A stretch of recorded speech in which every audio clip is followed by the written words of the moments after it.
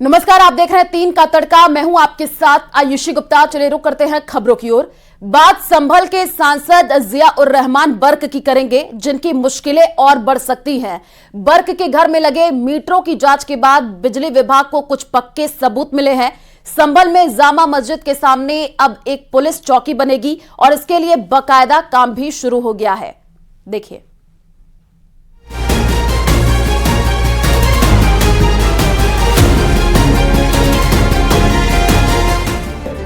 संभल से समाजवादी पार्टी के सांसद जिया उर रहमान बर्क की मुश्किलें और बढ़ सकती हैं।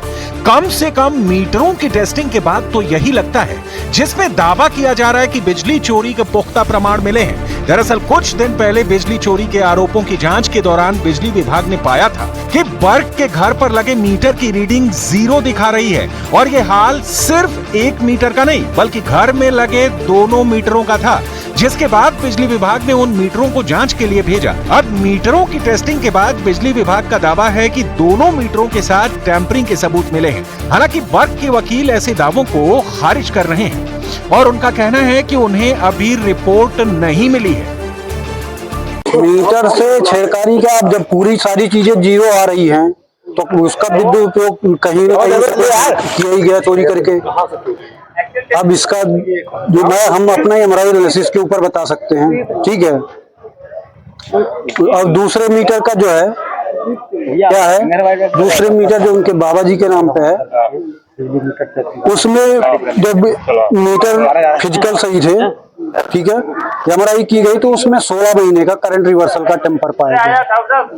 उस टाइम खपत भी 0 है, लोड भी 0 है, सारी चीजें उस टाइम 0 है ना। मीटर टेस्टिंग हो गया है, अब वो रिपोर्ट देंगे, उसके बाद पता चलेगी। कितनी देर लगी सर आपको? लगभग 3-4 घंटे लग गए। 3-4 घंटे लग गए। क्या क्या पाया गया मीटर में सर? मीटर की सारी सील देखनी होती है कि सील तो टेम्पर्ड नहीं है कहीं से। मीटर तो टूटा हुआ नहीं है, ऐसा कोई चीज नहीं पाई। अच्छा, एफआईआर हुआ, मुकदमा दर्ज हुआ, वो उसकी कानूनी कार्रवाई करेंगे, जो भी आएगा हमारे पास। लेकिन इसके बाद आएगा, वो टेस्टिंग के बाद में बताएंगे कि क्या है क्या नहीं। अभी जब हमारे पास मिल जाएगी टेस्टिंग रिपोर्ट और मीटर की चेकिंग रिपोर्ट मिल जाएगी, उसके बाद ही हम बता सकते हैं कि इन्होंने कैसे लगाया। यानी बिजली विभाग की माने तो समाजवादी पार्टी के सांसद जिया उर रहमान बर्क के घर में बिजली चोरी की जा रही थी। बर्क के घर में 2 मीटर लगे हुए थे, जिसमें एक मौजूदा सांसद जिया उर रहमान बर्क के नाम पर है, जबकि दूसरा मीटर उनके दादा और पूर्व सांसद शफीक उर रहमान बर्क के नाम पर है। और दोनों ही मामलों में बिजली विभाग की तरफ से पहले ही एफआईआर दर्ज कराई जा चुकी है। दरअसल बर्क के घर में कुल 4 किलोवाट क्षमता का कनेक्शन लिया गया था, जबकि जांच के दौरान बर्क के घर की बिजली की खपत 16 किलोवाट से अधिक पाई गई। इसके बाद से बर्क के खिलाफ कार्रवाई का दौर जारी है। बिजली चोरी के आरोप में सबसे पहले बर्क के घर की बिजली काटी गई, फिर बर्क को करीब 2 करोड़ रुपए जुर्माने का नोटिस दिया गया और अब बिजली चोरी के ही मामले में गिरफ्तारी की भी तलवार सांसद बर्क पर लटकी हुई है। और अगर कोर्ट में साबित होता है तो बर्क को जुर्माने के साथ सजा भी हो सकती है। बिजली विभाग के नियमों के मुताबिक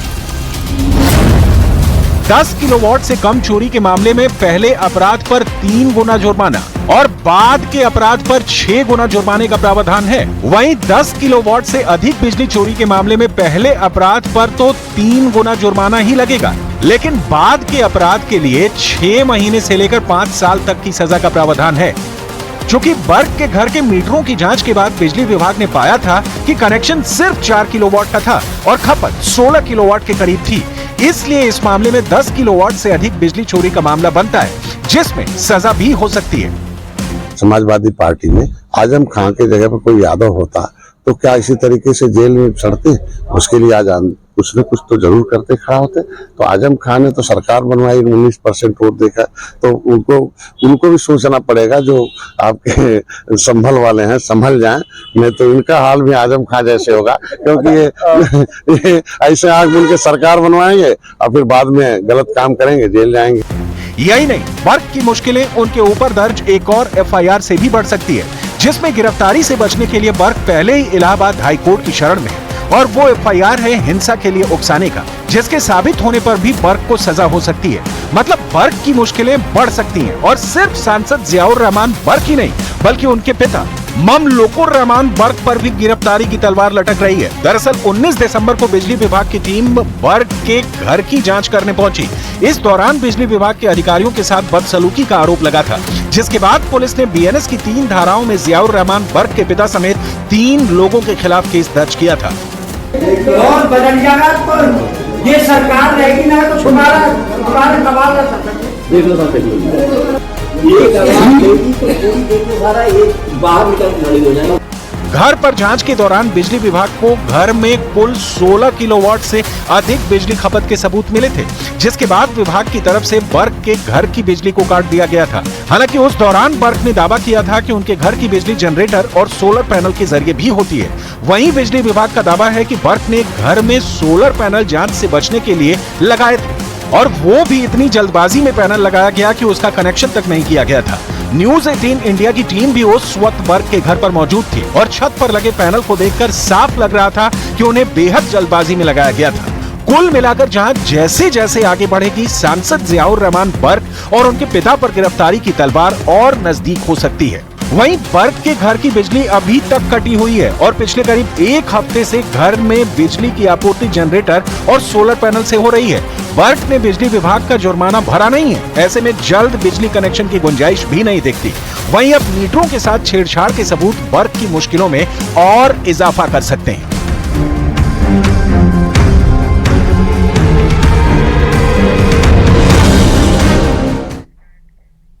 राजधानी जयपुर से सटा दौसा जिला मूलभूत सुविधाओं से जूझ रहा है। हर गली में सड़कों का हाल बेहाल है, तो वहीं पानी की कमी भी एक बड़ी समस्या है। इसके अलावा भी कई ऐसी परेशानियां हैं जिनका कोई हल नहीं हो रहा है।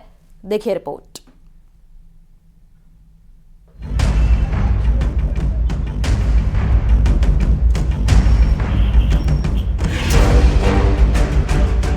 दौसा जिला राजधानी जयपुर से सटा है। इसके बाद भी जिले में कोई भी ऐसी सड़क नहीं है जो दुरुस्त हो। महीने में केवल 4 दिन पानी आता है, लेकिन बिल पूरे महीने का देना पड़ता है।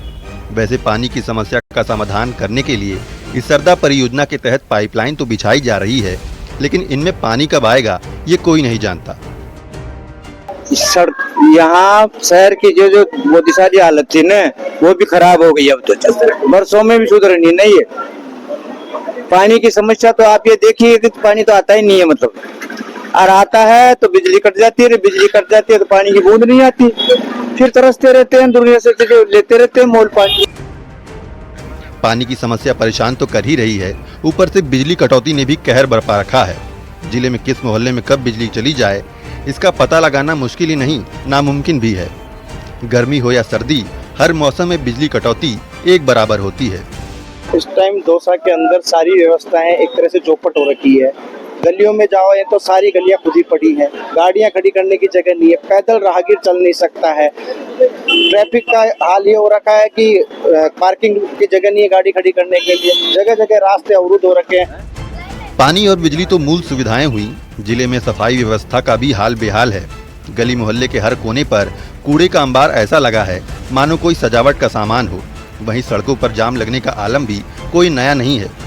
दौसा की व्यवस्था बहुत खराब है। जो रोड बड़ी मुश्किल से बनी थी उसको तोड़ दिया गया है पानी के नाम पे, और ना पानी आया ना रोड बन रही है दोबारा। और सफाई की व्यवस्था की हालत ये है कि साल में 15 से 20 बार हड़तालें होती है यहाँ पे, और सफाई व्यवस्था बिल्कुल चरम रही है। छोटे छोटे बच्चे स्कूल से आते हैं, ये गड्ढों की वजह से कई बार इनके साथ हादसा हो चुका है। कुल मिलाकर कहें तो जिले में समस्याओं की कमी नहीं है। इसके बावजूद प्रशासन की ओर से जनता की परेशानियों को कम करने के लिए कोई ठोस कदम नहीं उठाया जा रहा है। इन दिनों दौसा शहर समस्याओं का दंश झेल रहा है। दौसा की बात करें तो यहाँ शहर की ऐसी कोई गली नहीं जिसको खोदा नहीं गया हो। लोग अपनी गलियों में अपने घर तक गाड़ियां लेकर नहीं पहुंच पा रहे हैं। बिजली की ऐसी समस्या है कि ऐसा कोई दिन नहीं है जो बिजली कटती नहीं है। पानी तो आता ही नहीं है, महीने में 3 से 4 बार पानी आता है, लेकिन बिल पूरे महीने का देना पड़ता है। यातायात व्यवस्था तो ऐसी है कि जितने राहगीर नहीं है उतने तो ऑटो नजर आते हैं, ना पार्किंग व्यवस्था है। आशीष शर्मा, न्यूज़ 18 दौसा। दक्षिण कोरिया में बहुत बड़ा विमान हादसा हुआ है। थाईलैंड से आ रहा प्लेन जो है लैंडिंग के दौरान क्रैश हो गया और इस प्लेन में 175 यात्री और 6 क्रू मेंबर थे। हादसे में 179 लोगों की मौत की खबर है। वहीं कनाडा में लैंडिंग के दौरान प्लेन के एक हिस्से में आग लग गई। हालांकि गनीमत यह रही कि कोई हताहत नहीं हुआ और इस तरह हादसा टल गया। देखिए रिपोर्ट।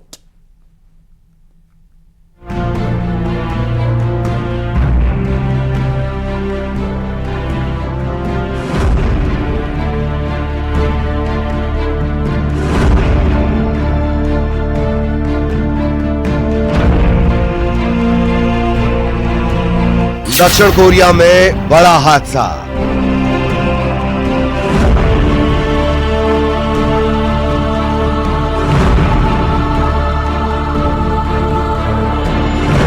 लैंडिंग के दौरान प्लेन क्रैश।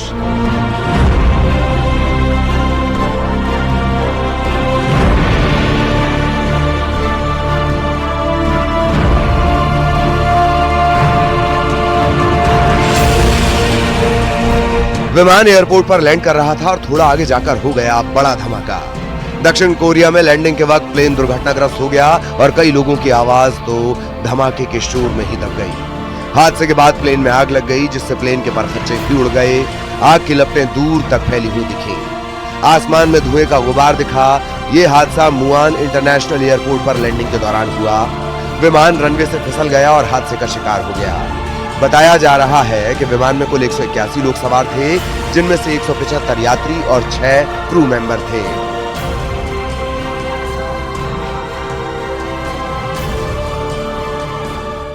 हादसे का वीडियो बेहद खौफनाक है। हादसा उस वक्त हुआ जब थाईलैंड से उड़ान भरने वाला जेजू एयर का विमान हवाई अड्डे पर उतर रहा था। इसके बाद वो दूर तक फिसलता चला गया और आगे जाकर फेंसिंग से टकराया। इसके बाद तो जोर का धमाका हुआ जो कई किलोमीटर दूर तक सुना गया। आसपास के लोग भी दहशत में आ गए। विमान आग के गोले में तब्दील हो गया। हादसे वाली जगह पर राहत और बचाव की टीम पहुंची, लेकिन हादसा इतना बड़ा था कि ज्यादातर लोग दम तोड़ चुके थे।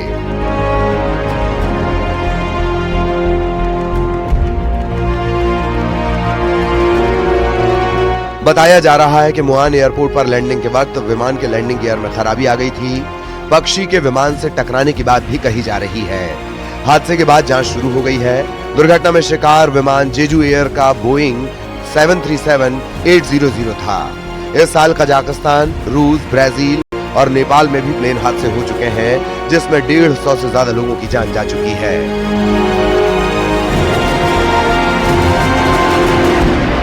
दक्षिण कोरिया में हुए दर्दनाक हादसे के बाद एक और डरावनी घटना सामने आई, जहां यात्रियों की जान हलक में अटक गई। एयर कनाडा के एक विमान की टूटे हुए लैंडिंग गियर के साथ इमरजेंसी लैंडिंग हुई। ये वही खौफनाक मंजर है। इस दौरान विमान के एक हिस्से में चिंगारी उठने के बाद आग लग गई। विमान का लेफ्ट विंग रनवे पर अचानक तिरछा होकर रगड़ने लगा। इससे उसमें आग लगी। प्लेन के अंदर सवार यात्रियों के सामने मौत दिखाई दे रही थी। प्लेन में शायद ही कोई ऐसा बचा होगा जो बचने की उम्मीद कर रहा हो। वीडियो में डरे हुए यात्रियों की आवाज भी साफ सुनाई दे सकती है।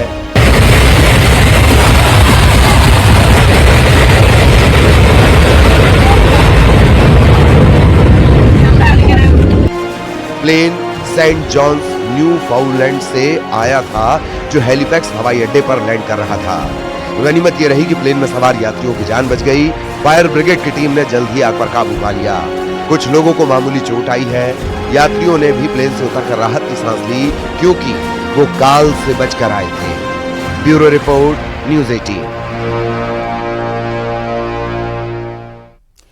यूपी के देवरिया में एक शातिर शख्स अपनी गलत पहचान बता करके एक परिवार के पास पहुंचा। वो साधु के वेश में आया और उसने परिवार का खोया बेटा बताया, लेकिन उसका झूठ ज्यादा दिन तक नहीं टिक सका और उसकी हकीकत सामने आ गई। क्या है ये पूरा मामला, आइए देखते हैं।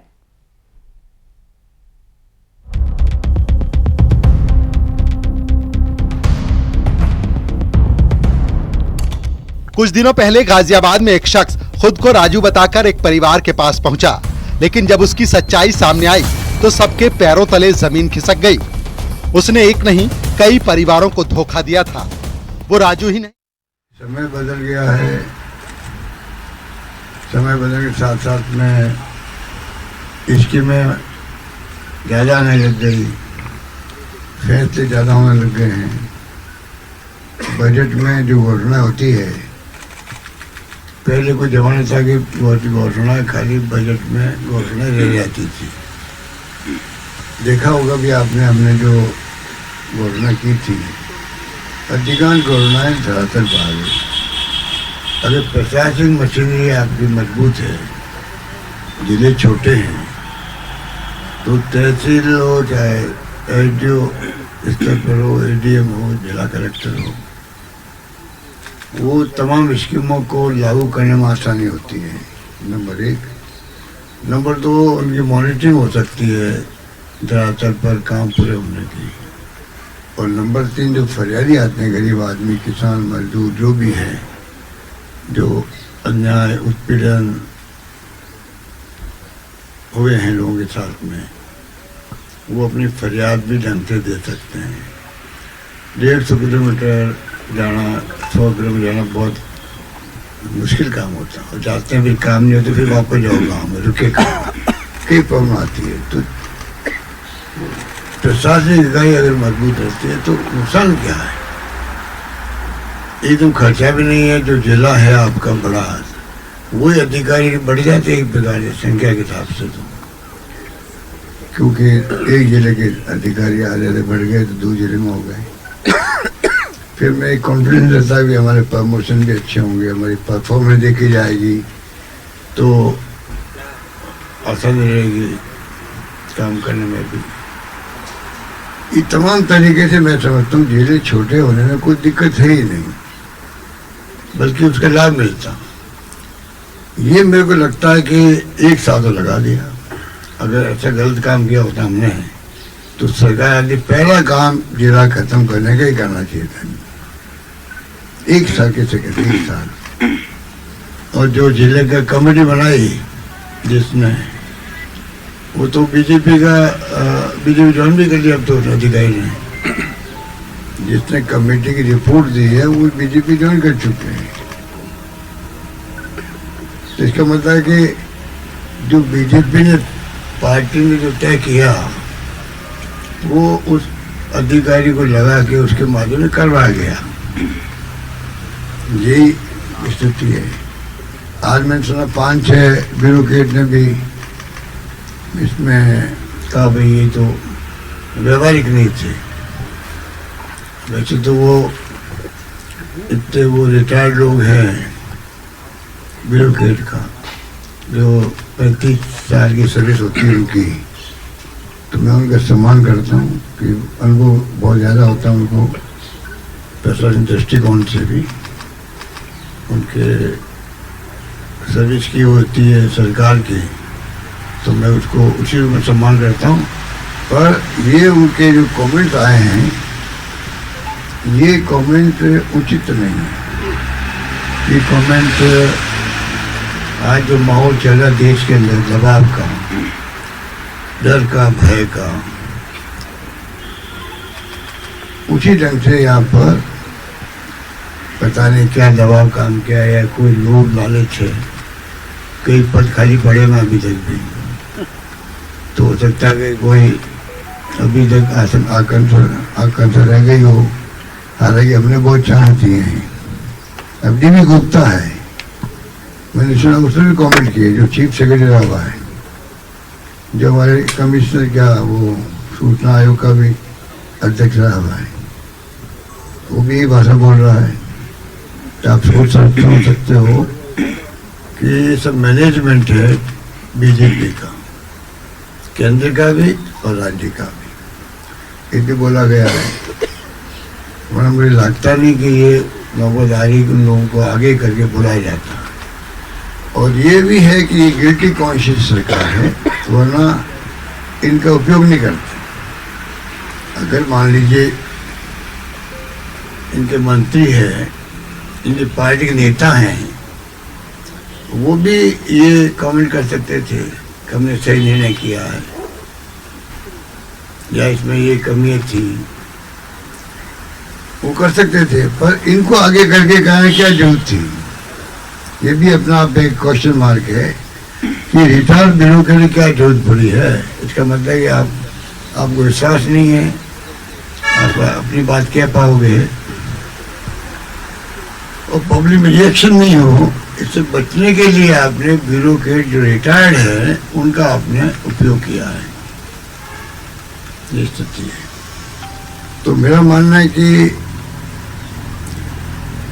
बहुत ही दुर्भाग्यपूर्ण निर्णय हुआ है, राजस्थान इतना नहीं हुआ है। लॉन्ग टर्म में भी मैं समझता हूँ कि उचित नहीं है। जो अभी आपने सुना कि मध्य प्रदेश जो राज्य है, 51 जिले थे, वे हमसे छोटा राज्य है छत्तीसगढ़ अलग होने के बाद में, और वहाँ पे 53 कर दिए 51। और मैंने वो मेरे पास तो कुछ पॉइंट लिखा भी था मैंने कि कुछ जिले बड़े भी हैं, कई जिले तो आप देखिए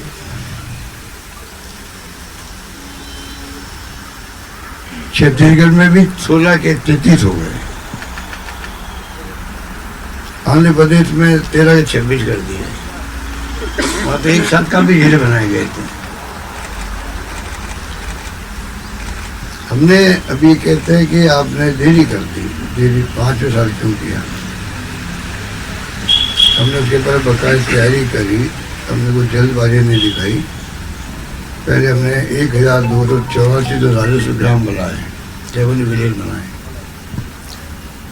नए पटवार मंडल बनाए 1133, 32 आरआई साइकिल बनाए, 125 उप तहसील बनाई, 85 तहसील बनाई, 35 एसडी ऑफिस खोले, 13 एडीएम और एक असिस्टेंट कलेक्टर।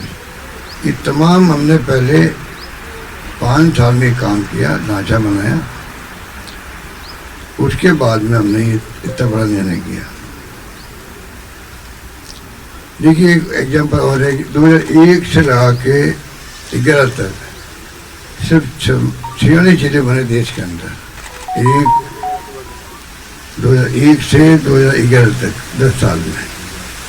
और उसके बाद में आप देखिए 2011 से 24 के बीच में 12 साल हुए, 125 जिले बढ़े पूरे देश के अंदर। इसके माने समय बदला, इतनी स्कीमें, इतना भार प्रशासनिक अधिकारियों पर भी वो पूरा होता नहीं है, इतनी स्कीम आने लग गई है, बजट बढ़ गए सब राज्यों के अंदर भी, केंद्र में भी काम तक बढ़ गया है।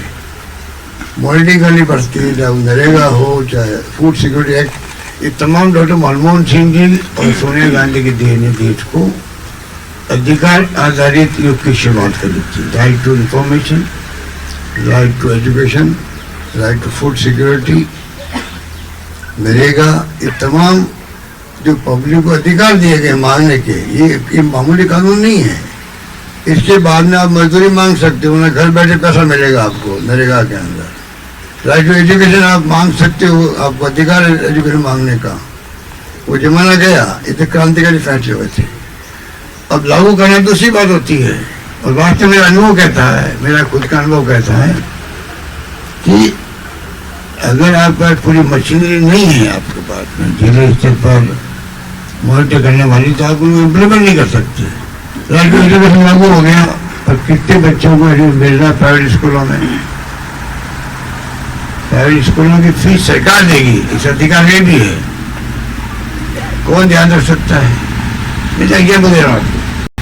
तो ये जो जिला छोटा बनाकर आप अच्छी गवर्नेंस दे सकते थे, बड़े लाल ने एक चांस खो दिया है अपने पार्टी के दबाव में, या ये बताने के लिए कि जो काम 1 साल में नहीं कर पाए, पूरे राजस्थान में हाहाकार मचा हुआ है कि 1 साल में सरकार आगे नहीं और कुछ नहीं कर पा रही है, कुछ भी नहीं कर पा रही है। 1 साल में तो इतना परसेंट बिगड़ गया है जो नहीं बिगड़ना चाहिए। मैं भी नहीं चाहता था कि 1 साल में सरकार का परसेंट बिगड़े, क्योंकि नई सरकार बनी है, भरेलाल पहली बार मुख्यमंत्री बन गए सीधे, तो मैं भी चाहता था इनको टाइम मिले, इसी लिहाज से हम लोग बोल नहीं रहे थे। हमारे नेता बलीबख्श तोता जी जो कहना था तो वो कह रहे थे हाउस के अंदर।